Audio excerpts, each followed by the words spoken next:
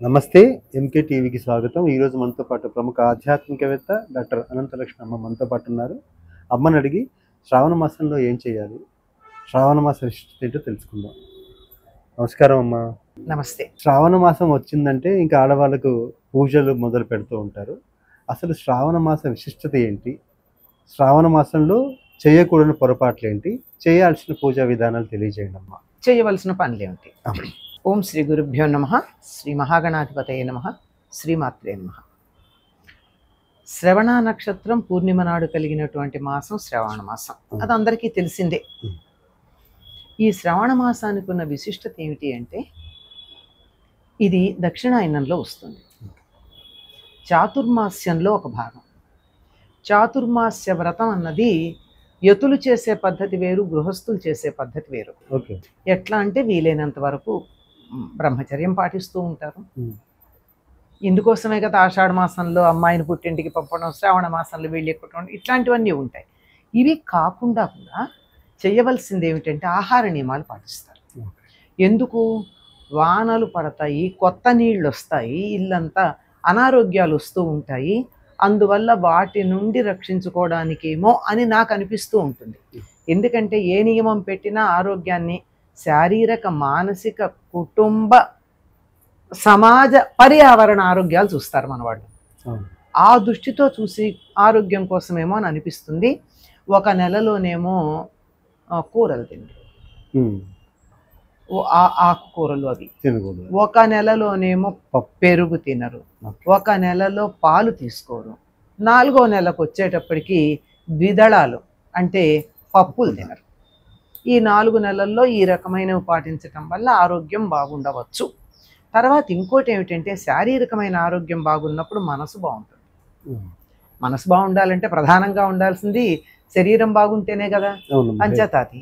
ఎందుకు మనసు బాగుండాలి ఈ నెల అంటే, ఇది చాలా పవిత్రమైన నెలగా చెప్తాం మనం.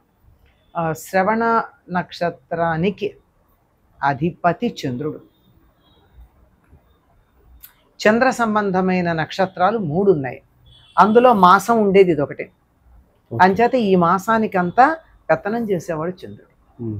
అందువల్ల చంద్రుడికి ఆ స్థితి ఇచ్చినటువంటిది. చంద్రుడు ఆరాధించేవాడు ఎవరయ్యా అంటే అమ్మవారు. అమ్మవారితో పాటు శివుడికి కూడా చెప్తా. చంద్రుడు ఆరాధించేది అమ్మవారిని. అందువల్ల అమ్మవారికి సంబంధించినటువంటి పూజలు చేస్తాం మనం అమ్మవారికి. పార్వతీదేవి పూజలు చేయడం, గౌరీదేవి పూజలు చేయడం చేస్తాం. అదే మళ్ళీ మంగళవారం ఎందుకు చేస్తాం? మంగళవారానికి కుజుడు అధిపతి. కుజుడికి ఆ స్థానం ఇచ్చింది అమ్మవారు. ఎంత ఇది ఉంది. అందుకని శ్రావణ మంగళవారం నాడు మీరు గౌరీదేవిని పూజించండి, మీకు అద్భుతమైనటువంటి మాంగళ్యం అనేది 5వ తనం అనేది లభిస్తుంది అని చెప్పారు. ఎక్కడి నుంచి ఎక్కడికి ఉందో చూసారా? మన వాళ్ళు ఏదైనా ఒకటి పెట్టారంటే ఎన్నో రకాలైనటువంటి విషయాలు తీసుకుంటారు. అందువల్ల అమ్మవారిని పూజిస్తాం మంగళవారాలు. ఆ తర్వాత శ్రవణ నక్షత్రం వెంకటేశ్వర స్వామి యొక్క జన్మ నక్షత్రం. జన్మ నక్షత్రం అవడంతో ఎవరికైనా వాళ్ళ నక్షత్రం, వాళ్ళ తిథి, వాళ్ళ తేదీ ఇష్టమే ఉంటుంది కదా. అంచేత ఆయన్ని ఆరాధించినట్టయితే ఆయన సంతోషిస్తాడు. ఆయన సంతోషిస్తాడు కనుక ఆయన భార్య అయినటువంటి అమ్మవారు కూడా సంతోషిస్తుంది, భర్తకి ప్రీతి కలిగించటానికి. అందుకని శుక్రవారాలు అమ్మవారిని పూజిస్తాం, మంగళవారం నాడు గౌరీదేవిని పూజిస్తాం. ఇంకా సోమవారం దగ్గరికి వచ్చేటప్పటికి చంద్రుడు అన్నామే. సోముడంటే చంద్రుడు. సోముడంటే చంద్రుడే కాదు, సా ఉమా పార్వతీదేవితో కూడుకున్నవాడు.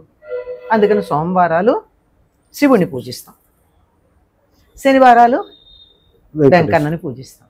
ఇలా నెలలో 4 రోజులు అంటే వారానికి 4 రోజులు చొప్పున ఒక్కొక్క దైవాన్ని పూజించుకుంటూ వాళ్ళ అనుగ్రహం పొందడానికి అనుకూలమైనటువంటి కాలం గనక ఈ సమయాన్ని వృధా చెయ్యకండి, పూజించి మీరు మేలు పొందండి అని చెప్పి మన పెద్దలు చెప్పారు.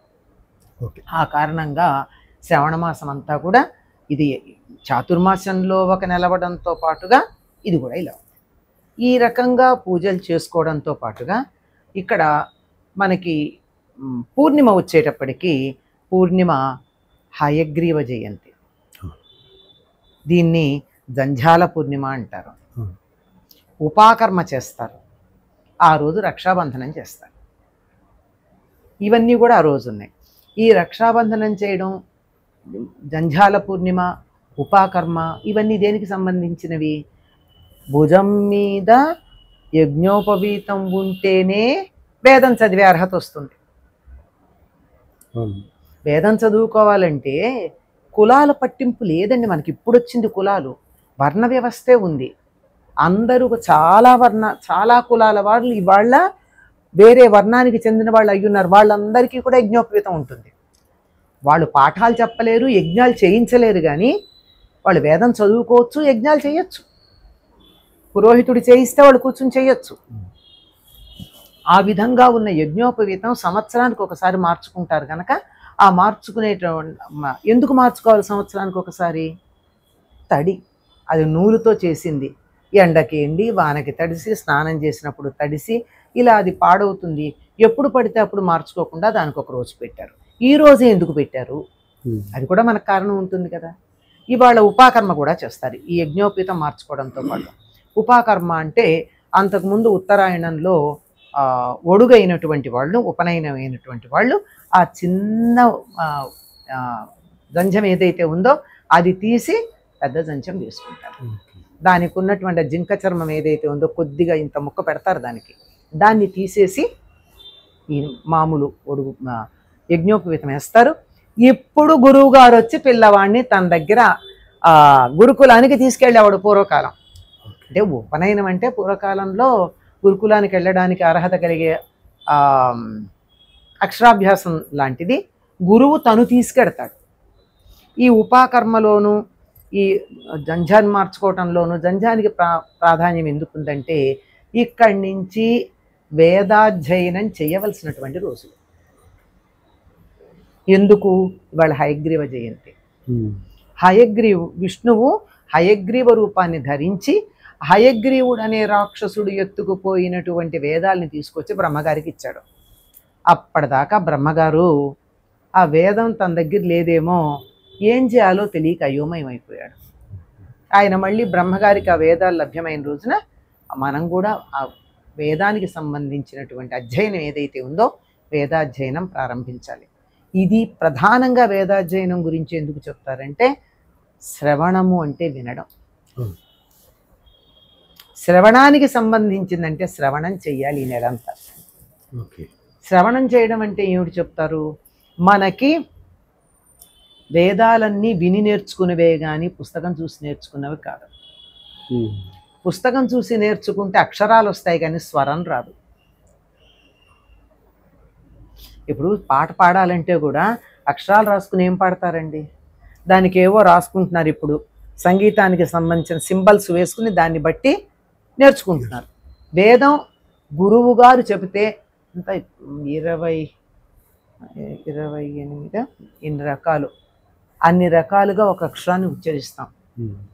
అన్ని రకాలుగా ఎట్లా ఉచ్చరించాలి అన్నది ఎట్లా తెలుస్తుంది? రాస్తే, వింటేనే. కనుక శ్రవణానికి ప్రాధాన్యం ఉందంటే వేదాధ్యయనం చెయ్యండి అని. అందరూ వేదం చదవగలరా? అందరూ వేదం పోనీ చదివిన వేదాన్ని మళ్ళీ మళ్ళీ ఏ రోజుకు ఆ రోజు స్వాధ్యాయంగా చదువుకోగలరా? కుదరదు. అందువల్ల ఏం చెయ్యాలి? వేద ఉపబృంహణాలైనటువంటి పురాణాలను చదువుకోవాలి.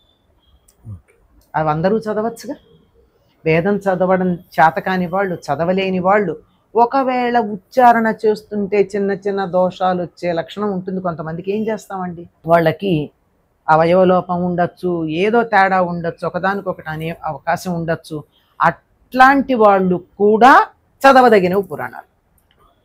కనుక పురాణ పఠనం అన్నా తప్పనిసరిగా చెయ్యవలసినది శ్రావణ మాసం. ఇన్ని విశేషాలు ఉన్నాయి. మరి బాగానే ఉందండి. మీరు ఇది చెప్పారు కదా, యజ్ఞోపవీతం మార్చుకుంటారన్నారు కదా. యజ్ఞోపవీతం ఉన్న వాళ్ళకైతే యజ్ఞోపవీతం మార్చుకుంటారు, లేని వాళ్ళకి ఎందుకు? ఏం చెయ్యాలి? యజ్ఞోపవీతం ఎందుకు అంటే ఒంటి మీద బట్టలు మనకి శరీరాన్ని రక్షించినట్టు యజ్ఞోపవీతం మన మనస్సును రక్షిస్తుంది, మనస్సుని ఆత్మని. దానికి అది కవరింగ్. మరి లేని వాళ్ళు ఎట్లా? వాళ్ళకి ఏం చేస్తారంటే మరి అందరూ నేను రోజు ఇచ్చేసుకుంటాను, సంధ్యావందనం చేసుకుంటాను అంటే పొలంలో పనులు ఎవరు చేస్తారండి? పొలంలో పనిచేసేవాడు సూర్యుడి వైపుకి తిరిగి నమస్కారం చేసుకుంటే ఒక బ్రాహ్మణుడు ఒక గంట సంధ్యావందనం చేస్తే అంత ఫలితంట. బాగుంది. ఎవరి పని వాళ్ళు చెయ్యాలి. వర్క్ ఈజ్ డివైన్, అంతే. Work is worship, duty is divine. అది మనకి చెప్పింది. మరి అట్లాంటి వాళ్ళకు కూడా రక్షణ ఏదైనా ఉండద్దా? ఉండాలి. రక్షణ ఉండడానికి ఏం చేస్తారంటే పూర్వం ఆలయాల్లో అర్చకులు ఉండేవారు. వాళ్ళు రక్షలు దేవుడి దగ్గర పెట్టి ఈ గాయత్రి మంత్రంతో వాటిని చక్కగా పవిత్రీకరించి ఈ పొలం పనులు చేసుకుని సాయంకాలం వచ్చాక మధ్యాహ్నం సాయంకాలం వాళ్ళ చేతులకి ఈ రక్ష కట్టేవారు. ఈ భుజాన యజ్ఞోపవీతం ఉంటే ఎంత రక్షో ఈ చేతికి కట్టుకున్నటువంటి రక్ష అంత రక్ష. రక్షాబంధనం అది ఇంకా ఎలా వచ్చిందంటే వాళ్ళ దగ్గరే కాకుండా ఒకళ్ళకొకళ్ళు తీసుకుని నేను మీకు కట్టి మీరు నాకు కట్టి అట్లా వచ్చింది ఒకళ్ళనొకళ్ళు. మీరు ఇప్పటికీ చూడండి చాలా సంప్రదాయాల కుటుంబాలలో వాళ్ళు మీకు గమనించినట్టయితే రక్షాబంధనం రోజున చేతికి నారింజ రంగు తాడు కట్టుకుంటూ ఉంటారు. వాళ్ళు కట్టుకోరు, ఎవరో ఒకళ్ళు కడతారు వాళ్ళకి. అంటే రక్షాబంధనం అన్నది అట్లా ఒకళ్ళకొకళ్ళు కట్టుకోవడం. అయితే కాలక్రమంలో ఏమైందంటే ఇది అన్నదమ్ములకి అక్షయలు కట్టడంగా మిగిలిపోయింది. కానీ యుద్ధానికి వెడుతున్నటువంటి ఇంద్రుడికి శచీదేవి కట్టిందటండి. మరి ఆవిడ చెల్లెలు కాదు కదా, ఆయనకి భార్య కదా. ఎవరైనా కట్టచ్చు, ఎవరికైనా కట్టచ్చు. నీ క్షేమం నేను కోరుకుంటున్నాను అని నేను వచ్చి నీకు కడితే నువ్వు నీ రక్షణ బాధ్యత నేను తీసుకుంటాను అని చెప్పాలి. ఇద్దరికి కట్టిన వాళ్ళు కట్టించుకున్న వాళ్ళు కూడా ఒకళ్ళ రక్షణ ఒకళ్ళు తీసుకోవడం అనేది ఇందులో మనకి సంప్రదాయం. అయితే ఉత్తర దేశంలో అక్క చెల్లెళ్ళు వెళ్ళి అన్నదమ్ములకు కట్టేటటువంటి సంప్రదాయంగా ఉంది. ప్రస్తుతం మనకు అది మాత్రమే మిగిలింది. కానీ ఎడంభుజం మీద యజ్ఞోపవీతం ఉన్న వాళ్ళు కూడా ఈ రోజుల్లో యజ్ఞోపవీతం పద్ధతి ప్రకారం మార్చుకోవడం అనేది కనపడటం లేదు. రక్షాబంధనం ఆలయాలకు వెళ్ళి పురోహితుల చేత కట్టించుకోవటం లేదు. పురోహితులు కూడా దాన్ని గాయత్రి మంత్రంతో అభిమంత్రించి ఇస్తున్నారా అన్నది మనం ఆలోచించాల్సి. అది కదమ్మా, అంటే శ్రావణ మాసంలో చేయకూడని పనులు అంటే ఇప్పుడు కొంతమంది మాంసాహారం తింటూ ఉంటారు కదా, ఎలాంటి ఆహారం తీసుకోవాలి, ఆహారాల గురించి ఆహారాలు అసలు ఎలాంటి పనులు చేయకూడదు అంటే సాధారణంగా ఈ చాతుర్మాస్య వ్రతంగా మేము చేస్తున్నామా అనుకున్న పెద్దవాళ్ళందరూ కూడా బ్రహ్మచర్యం పాటించాలి. మామూలుగా ఎప్పుడు చెప్పేదేనండి, ఎప్పుడూ కూడా ఇతరులను తిట్టకుండా ఎందుకంటే ఇది వేదం చదువుకునే సమయం కనుక నోట్లోంచి చెడు మాటలు మాట్లాడకూడదు. వీలైనంత వరకు గ్రామాంతరం వెళ్ళరు. ఎందుకు వెళ్ళరు అంటే నేను అనుకుంటాను ప్రయాణ సౌకర్యాలు ఎక్కువగా లేని రోజులు కనుక ఆ రోజుల్లో వెళ్ళినట్టయితే ఇబ్బందులు పడతారు. ఎప్పుడు వానలు వస్తాయో ఎప్పుడు ఇబ్బంది కలుగుతుంది, ఇబ్బంది పడతారు. అది ఒక కారణం. ఇంకొకటి ఏమిటంటే ప్రారంభించిన వేద పాఠమునకును ప్రత్యూహమౌనంచునో ఏరా తమ్ముడ నన్ను చూడచనుదో వెన్నాళ్ళనోయుండి అని నిగమశర్మ అక్క తమ్ముడిని అడుగుతుంది. అంటే మొదలుపెట్టిన తర్వాత దానికి విఘ్నం కలగకుండా కొనసాగాలి కనుక కదలరు అని నేను అనుకుంటున్నాను. అది కారణం అయి ఉండొచ్చు. చేస్తున్నటువంటి నియమాలు చాతుర్మాస నియమాలకు కానీ లేకపోయినట్టయితే వేదాధ్యయనానికి కానీ ఇబ్బంది కలుగుతుంది అని చెప్పి వెళ్ళరు వాళ్ళు. ఓకే. ఒక ఆధ్యాత్మికమైనటువంటి కార్యక్రమంలో దీక్ష తీసుకున్నప్పుడు రజోగుణానికి సంబంధించి తమో గుణానికి సంబంధించినటువంటి ఆహారం తీసుకోరు. దానివల్ల సత్వగుణం పక్కకు పెడుతుంది. చేస్తున్నటువంటి సత్కార్యాలన్నీ కూడా అహంకారం పెంచుతాయి లేదా కోపాన్ని తాపాన్ని పెంచుతాయి. అందువల్ల తామసిక ఆహారం తీసుకోరు. తామసిక ఆహారం అంటే మీకు తెలియాలి అంటే ఉల్లి, వెల్లుల్లి అటువంటివి చాలా గాఢంగా ఉండేటటువంటి మసాలాలు. నిజంగా శ్రావణ మాసం యొక్క విశిష్టత, శ్రావణ మాసం రోజు చేయకూడని పనులు, చేయాల్సిన పనులు చాలా చక్కగా వివరించారమ్మా. ధన్యవాదాలమ్మా.